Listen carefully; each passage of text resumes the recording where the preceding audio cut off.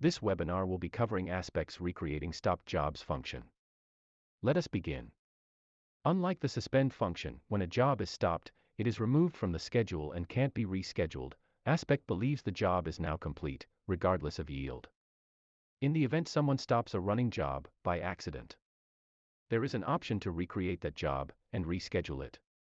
Select Production, then, Job Update on the left menu. If we know the job ID, or work order number, we can search it. Alternatively, we select the work center the job ran on here, then we select previous jobs until we find the job that was stopped. In this case 23262 on M03. Once found, we need to click the work request link. This opens the work request window, shown here. If we click on the Jobs tab on the bottom, we will see the job, and options to manage and recreate jobs. We click on the job at the bottom, and click Recreate Jobs. We need to ensure we put in the remaining yield. This takes that job, and places it in the Unscheduled Jobs window on the schedule.